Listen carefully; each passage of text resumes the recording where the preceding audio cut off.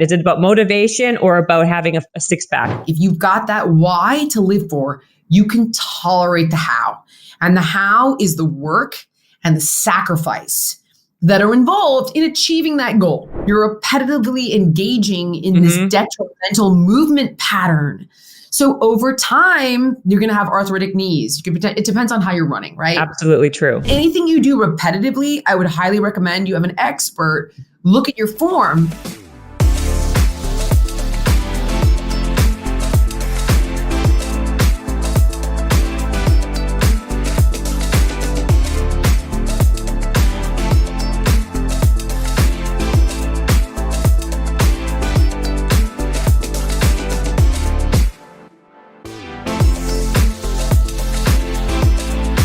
What's the most popular question you get? Is it about motivation or about having a six pack? It's first question is, how do I get and stay motivated? Second question is, how do I lose the last 10 pounds? Always. Always, always, always. And what do you say? What's the answers you give them? First one is on motivation. This one's very straightforward. I mean, and now it's become a cliche, which is a real bummer, but it's helping them identify their why. So now everyone's saying this, but it originally came from Nietzsche and then was adopted by Viktor Frankl, who's one of the fathers of modern psychotherapy and a Holocaust survivor. And it's basically like, if you've got that why to live for, you can tolerate the how. And the how is the work and the sacrifice that are involved in achieving that goal. So I then turned around and turned it into work with a purpose becomes passion. Work without purpose feels punishing.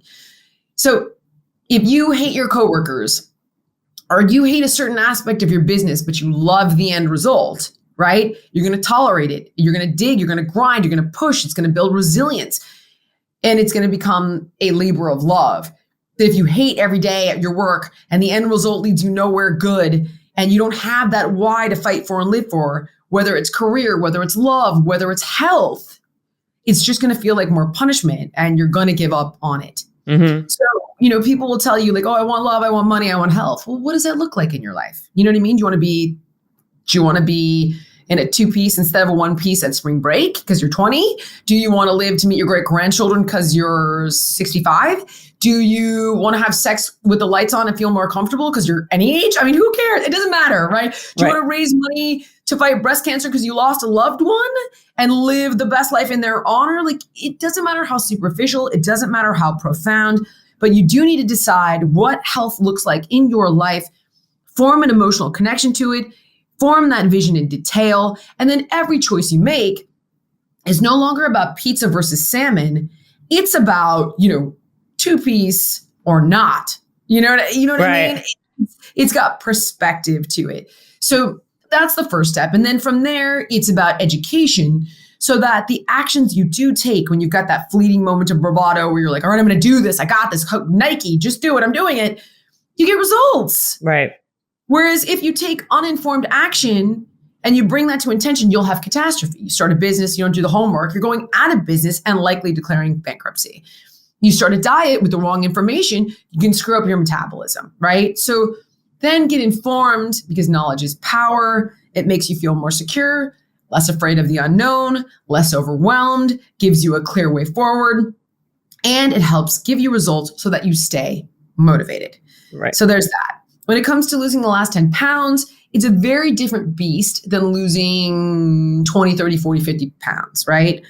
I could take any individual who's asked me that question, bring them to the doctor, and the doctor will give them a perfectly clean bill of health. So this is not about your health. This is about, your personal aesthetic, which I'm not here to judge that. I don't care. This is your body. You do what you want to do. You want to be a 2 instead of a 6, fine, but you're perfectly healthy at a 6, most likely. And I say that because normally the person that comes to me saying, I want to lose the last 10 is usually like going overboard, working out too much, dieting too much, going too hard on their body. And they're driven to this perfection, which again, I don't judge you, but generally it's vanity pounds for that reason. It has nothing to do with health. So if you want to take that off, that's fine. But your body is saying to you, like, I'm good here. I'm healthy. Okay, we've got a lot of energy going out and not a lot of energy coming in. So your body is what's called a a dynamic homeostasis. Your environment is dynamic. Your body is seeking homeostasis, which means stability. Mm-hmm. It's constantly trying to equalize. So if the stimulus is that you're only taking in 1,500 calories of energy, but you're always putting out 2,500 calories of energy, well, what's going to happen? You're going to just disappear. You're going to starve your body into nothing. So your metabolism, which is your hormone balance and your biochemistry, will shift so that base metabolic rate will lower. So it's like, okay, shut off HGH, release more cortisol, increase hunger hormone, shut down leptin, which makes you feel more full. Mm. Let's get the estrogen up. Let's get the testosterone down. Like, it's going to shift everything to hold weight, because it's going to think like, man, we got to slow down. We're going to starve here. This isn't good.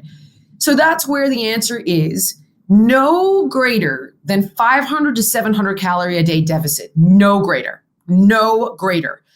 Yes, get rid of the, if you're drinking, stop drinking. I don't care. I can go from 4 drinks a week to no drinks a week, and I will drop 2 pounds and be like photo shoot ready. I like myself better actually with that 2 pounds, because I look, my face fills out. But if I need it for my abs, I'm like, let me stop drinking for 2 weeks, and I pare right down by about 2 to 3 pounds. So stop drinking the booze. Don't eat processed foods. Don't create a bigger calorie deficit than 500 to 700 a week, and don't overtrain. You shouldn't be training more than 5 hours a week tops. And if you are training that hard, again, make sure you're eating enough so that calorie deficit is not greater than 500 calories. And then your body will gradually allow that weight to come off so that you have a new metabolic set point of 115 instead of 125. And I say that because that's my weight. I'm 5'2". So right. 130 instead of 140. I'm surprised you don't get asked the cardio or strength training question. Like, what do you prefer? It's not even a question. Yeah. So cardio is actually, if you like it, great. But it's steady state cardio is the most inefficient form of fitness. Mm-hmm. It just is. It kind of pisses people off, but it's just for what? Like you should be training, utilizing resistance and HIIT intervals in a circuit training fashion in swift succession. Steady state cardio, comparatively speaking, doesn't benefit any fitness goal except endurance. It's not better for weight loss. It's not better for muscle maintenance. It's not better for bone density. It's not better for metabolism.